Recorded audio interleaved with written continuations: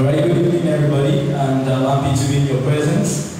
Well, very shortly in the next 15 minutes, I want to show you what you can do as a volunteer, especially in the area of agriculture. So you'll be talking about how to upgrade the advantages while minimizing the disadvantages of the lifestyle based on volunteerism. I was passing by one day along the street in Africa, in Nigeria precise, and I saw a young man.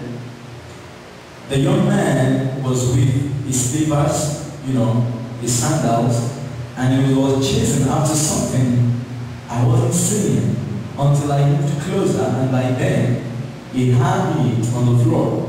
And when I saw it, it was a bee. And when I saw the bee, I looked at the man, and he had a smile on his face. And I said, "What did you just do?" He said, "Well, I killed something that is an enemy to me." I said, "How come this is an enemy to you?" He said, "Well, it could actually sting me, and it has poison." And I said to him, "You just killed a friend of the world. You just killed a sincere and innocent volunteer to the world of agriculture. And this you have just killed has actually saved your life in so many ways that you do not know. Are you one of those people that are actually destroying the innocent and simple volunteers of agriculture in our world today?" People some find, but instead of that, I am here to introduce you to how to upgrade the advantages of a lifestyle of volunteerism. I want to change your mind by this little talk from the perspective in our hearts. The title of the workshop says, "What can I do? I'm only a volunteer." After this 15 minutes, I want your heart to change. I want that question to change in your heart from "what can I do" to "what I can do." There are two different things. I want you to leave here after this 15 minutes and you'll be able to speak to someone and tell them what you can do and not be confused of "what can I do."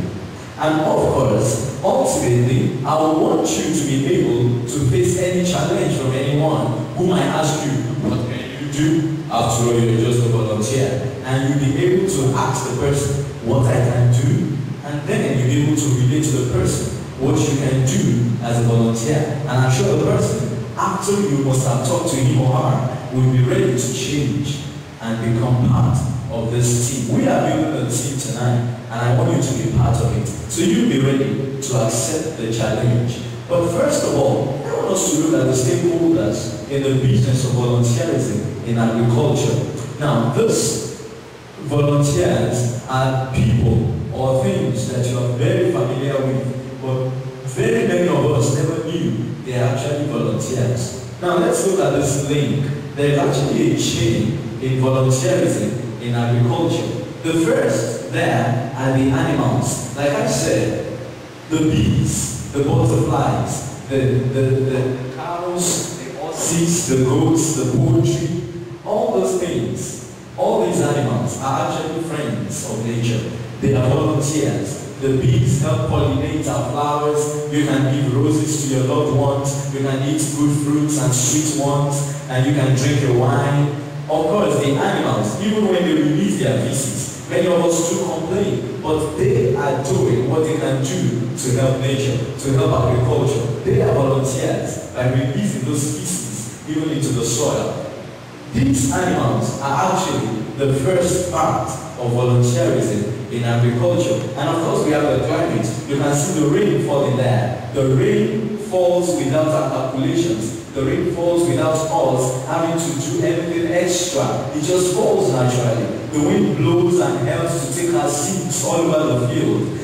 And of course, when the thunder strikes, it spits nitrogen into the soil, and it's helping our plants and nature able to grow naturally.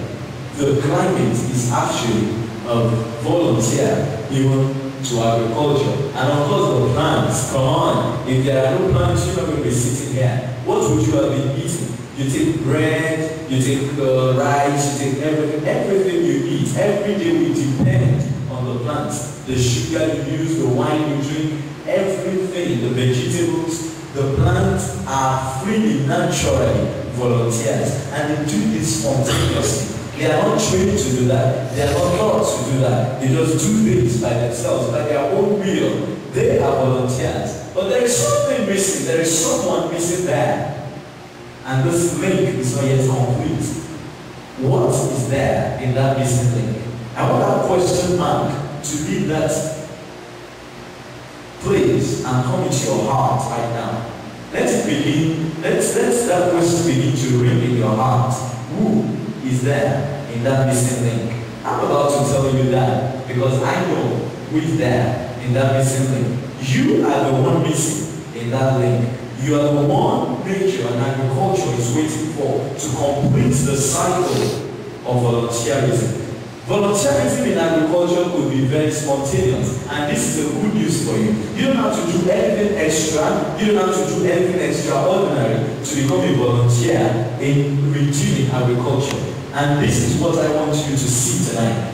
Things you've been doing before that you need to continue doing. Things you've been doing before, probably you were not aware you were doing them. And I want to encourage you to do them and do them more. And much more than that, to teach other people and your children people to do the same. This is what we want to do tonight. But let's look at these three statements. I made these statements and I believe they are true. But you can consider them with me. First, I believe it's high time we came to realize that we can actually live better by just living spontaneously, alright, with less prejudice, but more sensitivity. Secondly, I believe that if nature has made things so harmoniously that they work, you don't have to teach the butterfly, you don't have to teach the bee to pollinate our flowers. You don't have to tell the rain when to come down or the sun when to shine. And things are working hand in hand, naturally and harmoniously. Why do we spend a lifetime exploiting them mechanically? Where I come from, Africa, is still on the verge of the sophisticated falsification of natural agriculture.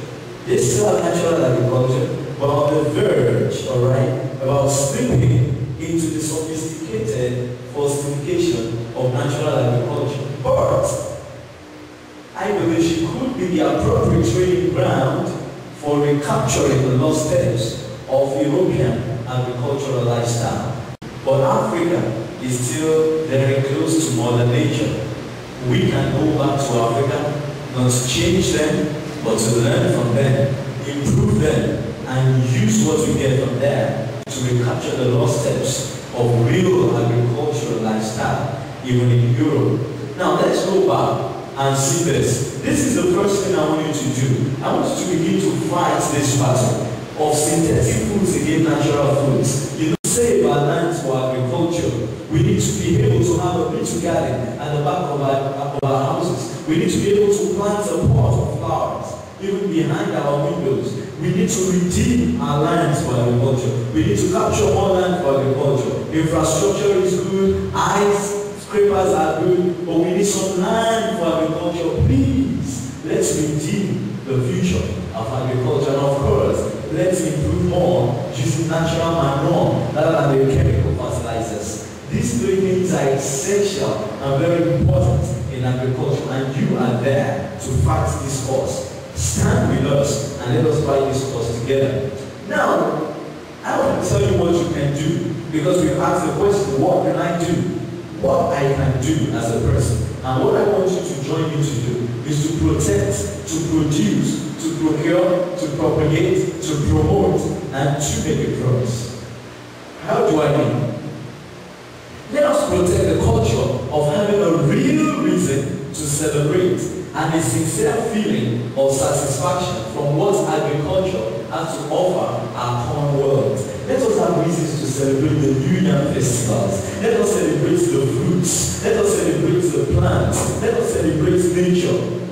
We have all the time to celebrate all kinds of events, the Santa Claus, the days of the clowns, the days of the saints and all that. When do we have, what time do we have to celebrate agriculture? Where is the real satisfaction in taking agricultural products and not in drugs and not in alcohol, but real organic agricultural products. Please, you need to protect these cultures, and it will start from you. Secondly, we need to produce. Wow, look at this young lady, a young girl with a fruit of tomato that has been produced from a pot behind our own house. You can imagine such a joy. You can imagine such brightness upon her. Please, we know that habitually we throw away seeds after devouring the fruits, not knowing that the future of a plantation is just being destroyed. Every seed you throw away into the dustbin, every seed you throw away into the waste bag is actually a potential future of a plantation. Let us produce something even at the back of our houses. Let us also, we need to procure. We know that organic foods could be expensive, but please, let this be volunteerism. By buying those things, you are actually sowing into the future. Changing consumer habits from buying cheap artificial substitutes into procuring natural fruits, you will be protecting greener future from destruction. Let us protect our future. Let us sow into it. Let us procure these fruits. Let us procure these agricultural products. Please, it will encourage the farmers and it will protect and secure our future. And of course, let us propagate. I want you to be able to leave this place tonight and go out there and form small groups and begin to enlighten the people that they are actually natural volunteers. If only they can be aware, if only they can be more sensitive, if only they can just improve on what they already are doing. We need to propagate. We need to stand against taking our farmers into education and not taking education into our farmers. We need to be able to bring education to the farmers and not our farmers going out for education. We need to bring technology to our farms and not take our farms out to go and seek for technology. The farms are empty. Nobody wants to stay on the farms anymore. Please, let us encourage our people to go back to the farms. Encourage your children to start a small farm at the backyard. It will really help our future. And of course, I want you to promote even agriculture. Promote conferences, promote anything that will that will, prolong even the life of agriculture, the lifestyle of agriculture. It is extremely important. You need to remember that every man is born to support and promote a cause at every point in time, or the other. But those who do not so believe are usually promoting ignorance, even in a state of ignorance. I want you not to promote ignorance. I want you to promote even this awareness and this enlightenment that you have gotten today. And you need to make me a promise to respect nature as good as nature respects you, and to stop hurting yourself by holding on to helpless lifestyles. And of course, you need to commit spending an important time and resources to help others to join in for building a sustainable society. We need to redeem agriculture. We need to redeem our future. The future lies in your hands. Buy agricultural foods, promote agriculture, do something about it, enlighten other people. Let us build a strong team that will redeem the future of agriculture. Join us at Topa Solution and let us do this together. And I see a greener future even in your hands. Thank you very much, and I hope to see you another time. Bye. Have you ever wondered that all humans are the same? Yeah. 'Cause you and I, we're one and same. One and same.